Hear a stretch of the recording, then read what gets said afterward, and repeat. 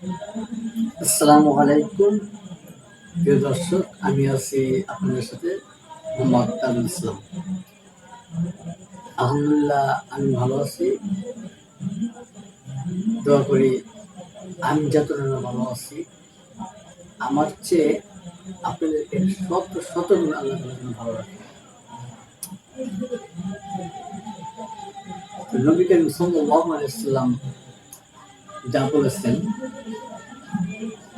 একটি লোককে এক সময় চলার পথে নবী করিম সাল্লাল্লাহু আলাইহি ওয়াসাল্লাম দেখলেন যে তার পেটের ভেতর ঘর সমান বড় একটি সাপ।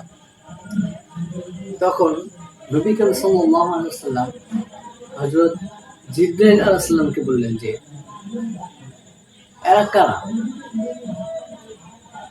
তখন জিবরাইল আলাইহিস সালাম বললেন যে হে প্রিয় রাসূল, ওরা হচ্ছে তারা যারা সুদখোর ঘুষখোর।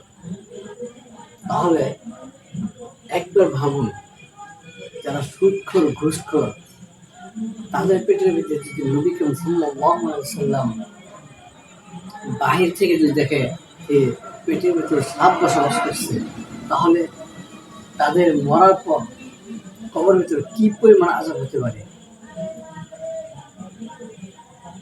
আমরা আমাদের সমাজকে গঠন করি, আমাদের সমাজে যারা থাকে তাদেরকে বোঝাই এবং তাদের হেদায়েতের জন্য আমরা আল্লাহর কাছে দোয়া করি।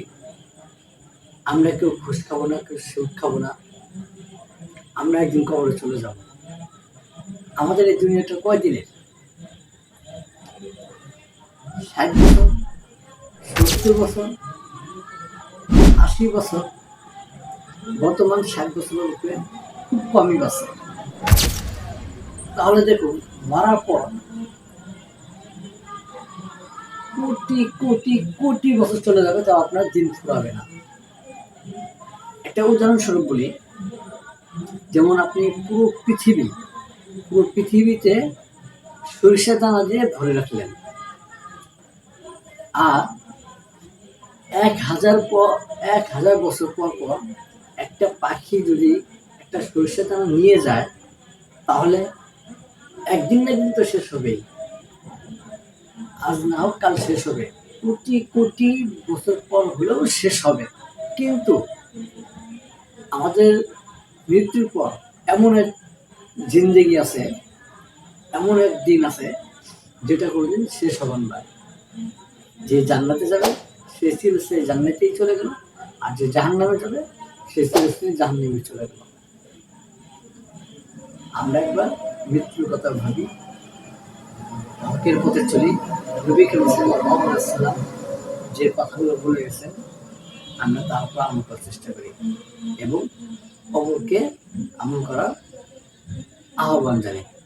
ভিডিওটি ভালো লাগলে অবশ্যই পাশে থাকবেন, সাবস্ক্রাইব করে চ্যানেলটিকে